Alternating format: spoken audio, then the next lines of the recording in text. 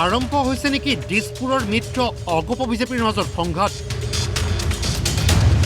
অগপৰ সভালৈ আহিলে অৰুণোদয় কাটি দিয়াৰ ধমক মহিলাক গুৱাহাটীত ভাৰতীয় জনতা পাৰ্টিৰ স্বাক্ষৰ অভিযান স্বাক্ষৰ অভিযানত উপস্থিত নাথাকিলে অৰুণোদয় কাটি দিয়াৰ ধমক এই গুৰুতৰ অভিযোগ কৰিছে অগপৰ বিধায়ক ৰমেন্দ্ৰ নাৰায়ণ কলিতাই এই বুলিও কোৱা হৈছিল যে যদি আজি আপোনালোকে তেওঁলোকে নিৰ্দিষ্ট কৰি দিয়া স্থানত যদি আপোনালোকে সহি কৰিব নাহে তেতিয়াহ'লে আপোনালোকে অৰুণোদয়ৰ টকা নাপায়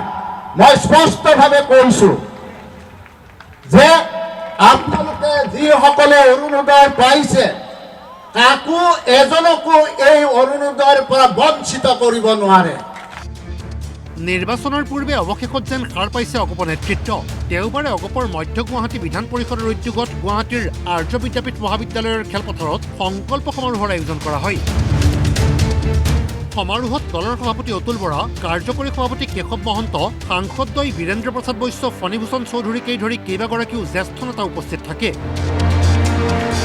এই সভাতেই ৰমেন্দ্ৰ নাৰায়ণ কলিতাই অগপ সভাপতি অতুল বৰাৰ সন্মুখতে আজিৰ এই সংকল্প সমাৰোহলৈ নাহিবলৈ বিজেপিৰ স্থানীয় নেতাই বাধা দিয়া বুলি অভিযোগ কৰে আনফালে সংকল্প সমাৰোহত মন্ত্ৰী কেশৱ মহন্তৰ ঘোষণা গুৱাহাটীৰ পাহাৰত থকা খিলঞ্জীয়াক দিয়া হ'ব মাটিৰ পট্টা নিৰ্বাচনৰ পূৰ্বে কেবিনেটত সিদ্ধান্ত লৈ চৰকাৰে পাহাৰত থকা সকলক দিব ভূমি পট্টা অৱশ্যে কিছু আইনী বাধাৰ বাবে এতিয়াই সকলোৱে পট্টা নাপায় বুলি উল্লেখ কৰে কেশৱ মহন্তই এখন দুখন আৰু কেবিনেট হ'ব ইলেকশ্যনৰ আগত যিকোনো প্ৰকাৰে যিমানখিনি মাটি আমি সদ্যহতে গুৱাহাটীত দিব পাৰোঁ তাৰ প্ৰস্তাৱ আমি উত্থাপন কৰিবলৈ প্ৰস্তুতি চলাইছোঁ মুখ্যমন্ত্ৰী ডাঙৰীয়াই আমাক কৈছে নিৰ্দেশ দিছে যে পিছত নহয় আমি নিৰ্বাচনৰ পূৰ্বেই আপোনালোকক পাহাৰৰ মাটি দিয়া আৰম্ভ কৰিম গুৱাহাটীৰ পাহাৰত বাসিন্দা হিচাপে আছে তেখেতসকলে অতি সোনকালে ভাল খবৰ পাব বা মাটিৰ পটা পাব আনহাতে অগপ সভাপতি অতুল বৰাৰ ঘোষণা গুৱাহাটীত অধিক শক্তিশালী কৰা হ'ব দলৰ ভেটি ইয়াৰ জৰিয়তে অগপই মধ্য গুৱাহাটী আসনখন বিচাৰিলে নেকি বিজেপিৰ পৰা আমি সংকল্প সমাৰোহত সংকল্প লৈছো দলৰ কৰ্মীসকলে সংকল্প লৈছে যে অনাগত দিনত দলটোক আমি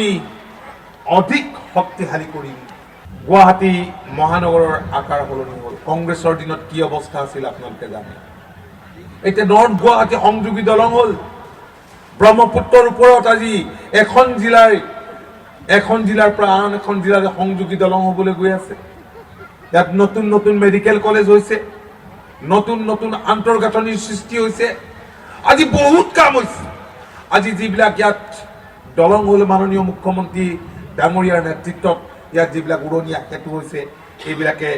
দূৰত্ব হ্ৰাস কৰিছে